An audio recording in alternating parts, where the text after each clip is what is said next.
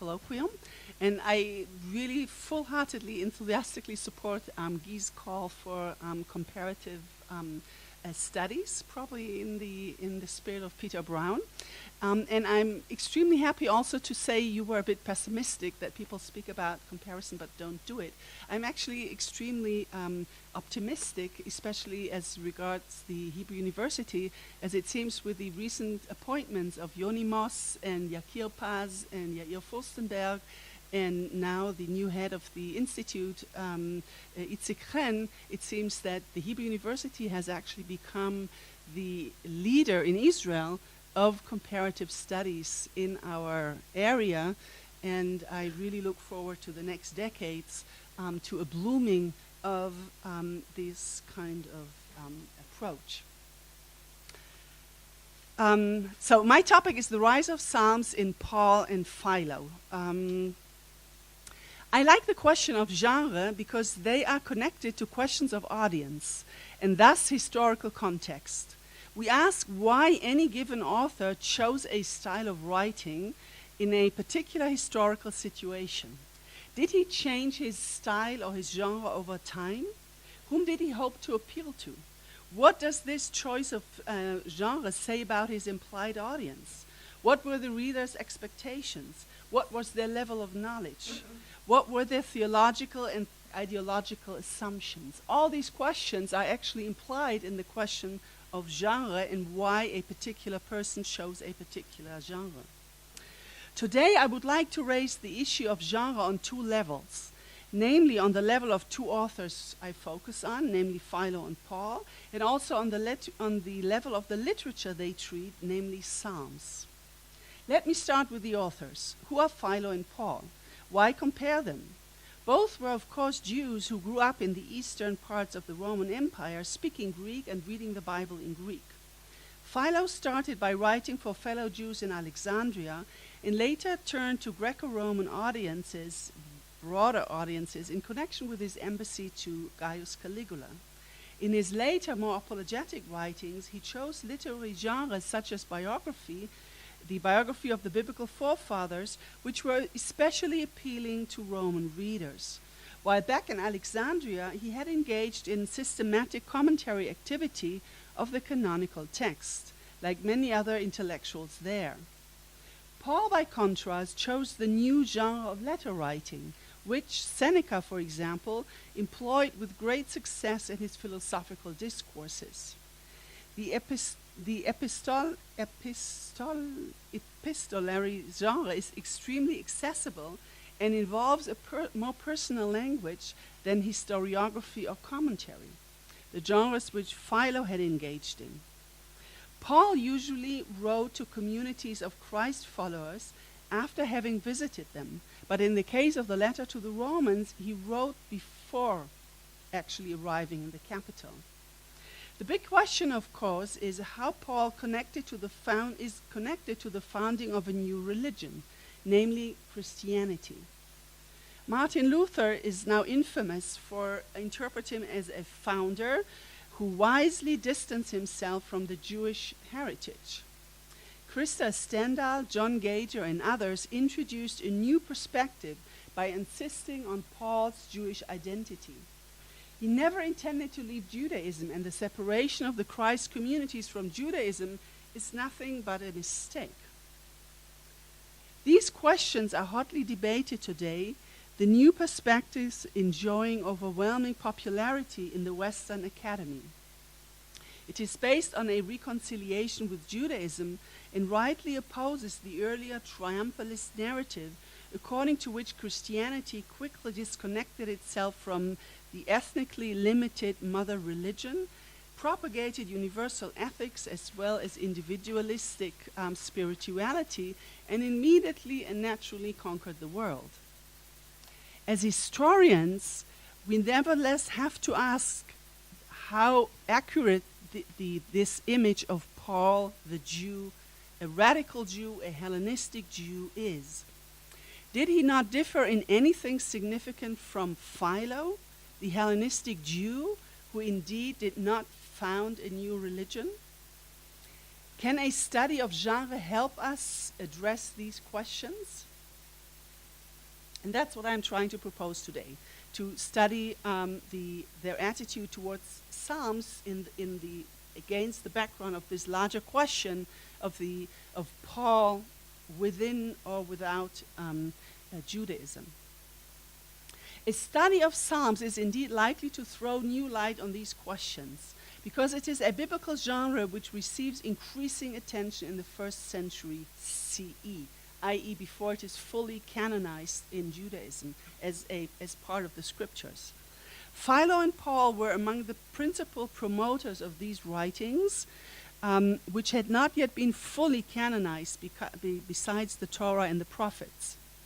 Philo, and a document from Qumran called Miktzat Maasei Torah, attribute special authority to Psalms, and this is the first source on your handout, mentioning them as a distinct category after the Torah and the prophets. Philo speaks about the laws and the oracles prophesied by the prophets and the hymns and the other writings through which knowledge and piety are increased and brought to perfection. Note that Philo associates Psalms with piety, not with law observance, as he does in connection with the Torah. It is moreover noteworthy that Philo uses Psalms only in the allegorical commentary, which addresses fellow Jews in Alexandria, not in the historical writings and the exposition of the law, which he wrote for wider Greco-Roman audiences. The author of MMT from Qumran distinguishes, according to the reconstruction of the editors, between, and this is number 2, the book of Moses, the books of the prophets, and David, Sifrei HaNevi'im veDavid, leaving it open whether David is part of the prophets or rather a separate category. MMT thus appears to address David as the author of Psalms, while Philo never mentions the name David as an author of this collection. David A. Koch, in his classical study of Paul's use of scripture from 86, noted that he quotes Psalms 12 times, even more than Isaiah, and 9 of these 12 occurrences appear in Romans, 3 others in 1 and 2 Corinthians. While Koch was primarily interested in the text of the Septuagint in forms of Paul's access to it, I investigate his conception of Psalms as an authoritative text in relation to other parts of the biblical canon. Paul's references to the Psalms are characterized by a significant variety. Twice he uses the quotation formula David says, David lege, which suggests that David is an author parallel to Isaiah, who is also quoted thus, Isaiah's lege. In other contexts of the epistle, Paul introduces a quotation from Psalms by the simple formula as it was written, kathos gegraptai, numbers 6, 7, and 8 on your handout, thus blurring the difference between Psalms on the one hand and the Torah and the prophets on the other. The latter, especially Isaiah, are regularly quoted by the formula kathos gegraptai, as it is written. This is number 9, with examples from Genesis, Deuteronomy, and Isaiah, number 10 and up to 14. Even more intriguingly, Paul twice offers strings of quotations which feature bits of Psalms, prophets, and the Torah as if they were one piece. In Romans 3, 10 to 18, number 15 on your handout, he famously mixes verses from several Psalms with Isaiah 49. And in Romans 15, 9 to 11, Paul adduces proof texts from 2 Psalms and Deuteronomy under the formula, thus it is written, kathos gegraptai. And again he says, and again, and again. Then he adds a quotation from Isaiah, which is singled out by a specific author. Isaiah says. These collections of verses, with their implied blurring of the different parts of Scripture, are striking and call for an explanation. We can understand them better by looking first at Philo. So I'm turning now to Philo's use of Psalms. Thus far, Philo of Alexandria has not been studied in the context of Paul's use of Psalms. This is not only surprising but also regrettable, as Philo throws important light on Paul. This is especially the case if Paul had access to the Alexandrians' ideas, as Gudrun Holtz and Daniel Lanziger have recently argued with new force. However, even if Philo remained completely unknown, if Philo remained completely unknown to Paul, as is equally possible, his approach to the Psalms is of great interest because it highlights Paul's achievement and innovation. I have argued in 2 recent monographs that Philo embraced some notions of Homeric scholarship and related to the Torah as a literary work written by Moses, whose style of writing he carefully studies. In the allegorical commentary, which addresses fellow exegetes in the Jewish community of Alexandria, Philo brings this scholarly approach to a climax. Here he quotes the Greek text of Genesis, which he systematically expounds without special introductory formula or explanations. He quotes the verses according to the biblical sequence and then offers his own interpretations, often adding explanatory formulations, such as this motif means that. Philo is the first known Jewish exegete who systematically uses secondary and even tertiary verses in his commentary on Genesis. Additional verses from the Torah are regularly introduced by the formula Moses says. For example, handout number 16, Moses says, facing, that he will not suffer the destroyer to enter into the houses to smite them. Or consider example 17, Moses says, you will make the sons of the seeing one cautious. Another example, number 18, about him, Issachar, Moses says that after having been sown and planted in the soul, there is reward, namely that his labor is not in vain, but crowned and compensated by God. When referring to the Song of the Sea, number 19, Philo says of Moses, praising God in the hymn that the horse and the rider he has thrown into the sea. Moving to example 20 on your handout, we see that Philo sometimes discusses Genesis in light of other parts of the Torah by pointing to what Moses says elsewhere, ein heteros, in other parts, in other treatises. Moses' figure is so dominant in Philo's notion of the Torah that even when abbreviating his quotation formula, he usually retains the active voice, fesi. As you can see in number 22, however, the passive form, mainly legetai, also occurs, and this is significant in light of Paul. Philo generally takes pride in Moses' Torah and praises him for reaching better insights than Greek philosophers. In his later works, which address a broader Greco-Roman audience, Philo celebrates him as the lawgiver of the Jews, who established moral and rational laws, introducing them by the creation account and the patriarchs' biographies, which appropriately prepare the reader's souls. Several treatises of the exposition are devoted to a philosophical explanation of the law, which he interprets as a reflection of nature, and thus, I emphasize, as a very positive part of the Jewish heritage. David Runya noted that half of Philo's extra Pentateuchal texts quotations derived from Psalms. Runya, moreover, showed that virtually all of these quotations appear in the allegorical commentary, and none in the exposition of the law addressed to a wider Greco-Roman audience.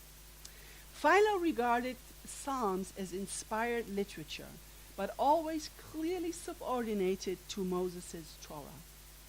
While stressing that Philo does not fully exploit the spiritual potential of Psalms, Runya appreciates that Philo uses them to strengthen or illustrate his allegorical interpretations.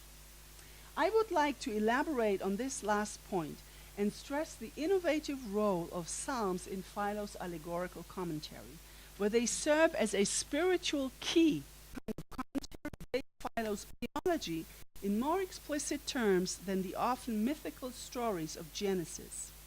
A few examples will suffice to illustrate this point.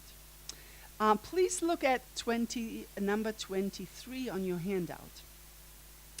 Philo for the first time introduces the psalmist in his treatise on the giants, a clearly mythological story, where he argues that the angels of God who took human women, according to Genesis 6:2, were in fact demons or bad souls. Insisting that no myth is involved in the biblical story, Philo relies on the psalmist. Witness to my account is the saying of the hymn writer in his song. He sent out upon them his anger of his wrath and anger and affliction, a discharge by evil angels. Philo's quotation of Psalms 77:49 is accurate and assumes his audience high level of expertise in biblical scholarship. His readers are assumed to be familiar with the hymn writer in addition to Moses' Torah and be able to verify his quotation. Philo, moreover, takes the psalmist's association of the bad emotions with the evil angels as a proof for his allegorical interpretation, according to which the biblical angels in Genesis represent the bad emotions of the soul. The psalmist thus supports his view that the angels are symbol of evil men who put on the name of angels while not knowing the daughters of evil reason, namely the sciences and virtues. In the next treatise of the allegorical commentary, number 24, Philo relies on the hymn writer, Ho Hymnodos, to interpret the problematic anthropomorphism in Genesis 6:7-8, where God, in his anger, threatens to wipe out humanity, but then looks favorably on Noah. Philo stresses that God is not vengeful, but rather combines proper judgment with mercy. To underline this interpretation, he accurately quotes Septuagint, of course the Septuagint version, Psalm 101, and says, as also the hymn writer says somewhere, I will sing of mercy and judgment to you. The psalmist expresses Philo's theology in an emphatic first-person address to God. Philo probably appeals also to the context of the psalm where God is depicted as utterly transcendent, while the author promises to heed to virtue and walk in the integrity of his heart. A few lines further down, number 25 on your handout, Philo quotes Psalm 74:9, this time introducing the lemma with a formula reminiscent of quotations from the Torah. Therefore it has been said elsewhere, in heterois eretai, there is a cup in the hand of the Lord with unmixed wine, full of mixture. Still a few lines further down, Philo quotes Psalm 61:11 with the introductory formula, similar to these words are also what was said elsewhere. To heterothi lechthen. The Lord spoke once, some of these things I heard. Thank you for your patience, by the way, to go through all these details, and that the first thing in the morning. But I hope you bear with me for some more general, broader insights. So initially, we note that in these dense passages of the allegorical commentary, Philo continuously reads Genesis in view of Psalms, quoting the latter in increasingly familiar terms, which resemble the quotations from the Torah. He quotes different Psalms in an ongoing philosophical interpretation of Genesis 6, integrating them in one overall argument. In terms of content, Philo has chosen paradoxical verses which express his view of the mystery of God's transcendence. As he explains, the power which God employs really, the powers are really unmixed and one, while his appearance before man in the world is diverse and thus apprehensible by human sense perception. On other occasions, Philo refers to the psalmist as a divinely inspired man and speaks of his ecstasy. In the example number 27 on your handout, he calls him Hothespesios Aneo, and in 28, one of the Bachic company of Moses. The psalmist has tasted of God's unadulterated light and addresses himself in hymns to his own mind. Note the self-reflexivity here, saying, "Delight in the Lord." Moved by the voice to a heavenly and divine love, he is snatched away in his whole mind by a sting of divine possession and finds true joy only in God. The psalmist is described here in terms of ecstatic revelry and highly individualized religiosity. Philo highlights this inward and mystical orientation by interpreting the psalmist's imperative, "Delight in the Lord," which originally appeals to the reader, as an address to his own mind. Philo thus imagines the psalmist as an individual hymn writer in dialogue with himself about the true form of religious delight, which leads him to be snatched away by God. This kind of divine joy, Philo moreover explains, is also implied in the story of paradise, where the term Eden refers to ethereal rather than earthly pleasures. The psalmist has thus provided Philo with a hermeneutic key to translate rather mythological stories about God planting a garden in Eden into a narrative about the ecstatic mind rising to God. Let me conclude with some observations that are relevant to Paul.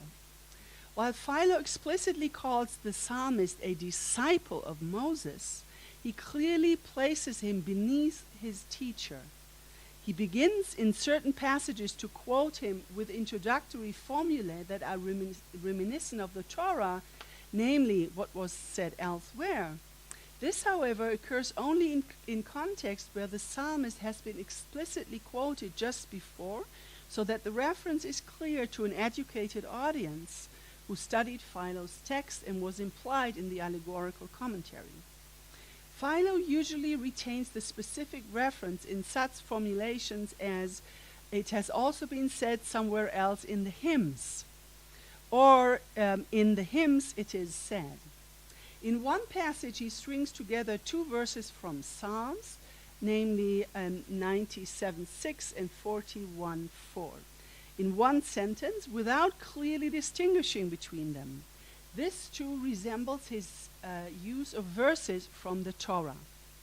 This rapprochement between the Torah and the Psalms, which we see in Philo, will be completed by Paul. So now I turn to the second part of my lecture, namely Psalms in Paul, particularly in his letter to the Romans. Having studied Philo, we are in a better position to understand Paul's use of Psalms in his letter to the Romans.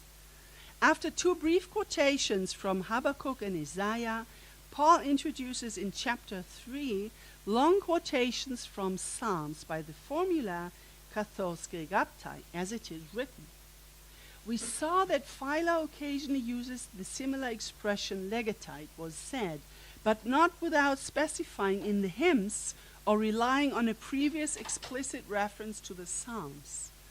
Paul evidently attributes to the Psalms the same authority as the Torah and the prophets, which he quotes with the same introductory formula. More importantly, he gives the Psalms central attention in the early chapters of his letter to the Romans, while they played a more marginal role in Philo's allegorical commentary, where he introduces them only in the 9th tractate, and they always in Philo play a secondary role regarding and subsidiary to Genesis, the central text by Moses, which he interprets. So this priority is switched in Paul, who gives initial and central attention to the Psalms. Like Philo, Paul uses quotations from Psalms to convey his theology and to prepare the reader for his interpretation of Abraham in chapter 4. For Paul, too, the Psalms function like a spiritual key to Genesis. The first quotation from Psalm 50, number 6 on your handout, is similarly accurate as Philo's quotations, and Paul uses the same image of the psalmist pleading for mercy. He emphatically turns to God and confirms the validity of his judgment, so that you may be justified in your words and conquer when you are judged. Paul generalizes from the psalmist to all Israel, stressing that they too have sinned and require grace as well as trust in God. The psalm supports Paul's overall point that the Jews too are under sin, just as the Gentiles.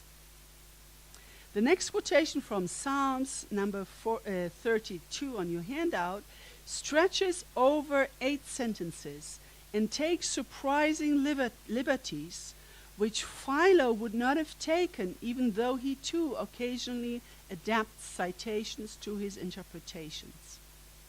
Paul strings together verses from Kohelet, Psalms, several Psalms, Isaiah, and again Psalms, as if they derive from one passage in Scripture. To smooth the transition from Psalms 139 to 928, he rearranges the syntax and rewrites the latter verse to create one continuous sentence structure. This feature shows Paul's active intervention in the spirit of his overall argument in Romans chapter 3, and renders arguments about his supposed use of a Jewish katena highly unlikely. Martin Albel indeed suggested that Paul used a Jewish katena, which reflects a still open canon as witnessed at Qumran. This argument, however, is problematic because Paul adduces almost exclusively verses from the first group of Psalms, which Peter Flint has shown to have stabilized even before the emergence of the Qumranic sect. Moreover, Paul relied on the Septuagint, which does not show significant divergences in the relevant verses. We should therefore recognize with Christopher Stanley that Paul exercised his creative imagination and used Scripture for rhetorical purposes. Paul's free editing of Psalms in Romans chapter 3 indicates that his implied audience did not know these verses by heart and did not recognize Paul's active intervention in the quotations.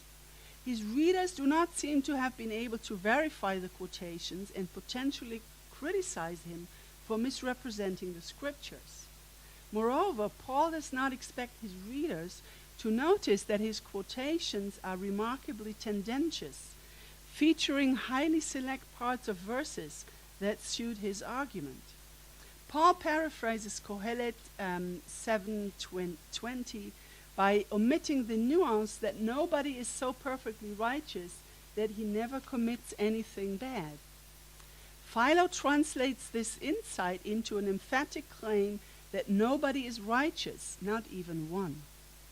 Then he paraphrases Psalms 13:2-3, ignoring the image of God looking down to see if even one is wise, even one who seeks God. Paul rewrites this verse as, there's no one who understands, there's no one who seeks God, rather than to see if even one is wise. So again, he translates it into a more categorical, negative judgment. Most surprisingly, Paul's paraphrase of Psalms 35:2 ignores the opening verse, which reads, the wicked, sinning in his heart, says that there is no fear of God before his eyes. Paul takes these different verses from Psalms and Isaiah as one unity, which witnesses to what he perceives as the main message of the law, nomos, namely that everybody is liable to God because the law introduces awareness of sin. Christopher Stanley has argued that Paul generally counted on his readers' lack of education when omitting parts of verses and ignoring their original context and intention. Rather than relying on the meaning of the biblical verses, Paul integrates them into his own argumentation and invests them with new rhetorical meaning that suits his Christology. In Stanley's view, Paul intended to make a general impression of biblical erudition and claim scriptural authority for his theology. This indeed seems to be the case regarding Paul's use of Psalms, which Stanley has unfortunately not discussed. Our interpretation is further supported by Peter Lamper's insights into the low social status of the Christian community in Rome and the implied addressee of the letter to the Romans. Lamper discovered that freed slaves and recent immigrants of Gentile origin, who are implied in the letter, are unlikely to have received the kind of biblical education necessary to follow Paul's quotations in a critical way and check their details. There is, however, more to Paul's hermeneutics of Psalms than his rhetorical appeal to scriptural authority. By using Psalms in such a creative fashion, Paul subtly blurs the distinctions between the different parts of the Jewish scriptures and crafts, I would argue, a new notion of graphe, which is more inclusive and suits the communities, the mixed communities of Christ followers. Paul completes the process of associating the different parts of Scripture, the beginnings of which we saw in Philo, and goes beyond his Alexandrian predecessor by groping for a more general concept of Scripture. While Paul is not yet consistent, he moves towards a position that identifies Scripture with the spiritual parts of the Torah, the Psalms, and the prophets, while the legal parts of the Torah, and only the legal parts of the Torah, are identified with Moses. Okay, so I'm arguing that Paul creates a kind of dichotomy between the legal parts of the Torah, which he associates with Moses, and as I will soon argue, with ethnic markers of Judaism, and the spiritual Torah, which is based on a selection of the Torah, the Psalms, and the prophets, and is identified as universal. Paul's innovative hermeneutic approach is well illustrated in chapter 4 of the letter to the Romans, number 3 on your handout. Paul introduces Genesis 15:6 by the formula, Scripture says, hegraphe lege, and then he quotes, Abraham believed God, and it was quoted to him as righteous. Paul avoids the expression which would have come naturally to Philo, namely, Moses says. The latter expression carried clear ethnic connotations and associated the scriptures with the Jewish people and its well-known lawgiver. Paul instead prefers the neutral formula hegraphe, the scripture, and immediately proceeds to support his interpretation of the verse by a quotation from Psalms. He stresses that Genesis 15:6 teaches that to one who works, his salary is not reckoned to him according to grace, but rather according to what he deserves. But to the one who does not work, but trusts him who justifies the ungodly, his trust is reckoned as righteousness. The proof for this theology comes from the Psalms. As also David says, the blessedness of the person to whom God credits righteousness apart from deeds, and then Psalms, blessed are they whose iniquities are forgiven and whose sins are covered. Here too, Paul frames the quotation by a strong message, which the reader is encouraged to discover in verses which by themselves do not say as much. Genesis doesn't imply that Abraham did not do any works of righteousness, and the psalmist does not present the forgiving of sins as depending on a total lack of righteous deeds. Assuming his readers to be unaware of the larger biblical context of these quotations, Paul invests them with his own theological meaning and puts them together to convey his message. He also crafts a general category of the scripture, combining select verses from Genesis and Psalms, using the term in a way that would not have suited Philo's sensibilities or terminology for that matter. Not surprisingly, Paul subsequently associates the scripture, hegraphe, with narrative verses from Exodus, Deuteronomy, Psalms, Isaiah, and Kings. No law under hegraphe. The commandment, "You shall not desire," by contrast, is quoted as the law says, "Honomos elegen," said. The past tense of the verse may indicate that this law is not only problematic, as Paul eagerly points out, but that it generates awareness of sin and also belongs to the past. The spiritual parts of the Torah, on the other hand, which he quotes as hegraphe, belong to the present times inhabited by the Christ followers.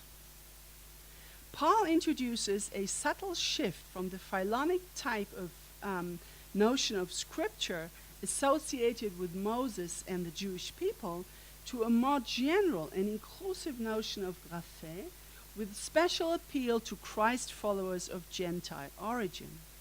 This process is especially visible in Romans 10:5-6, number 33 on your handout, where Paul says, "For Moses writes, Moises gar graphe, about the righteousness that comes from the law.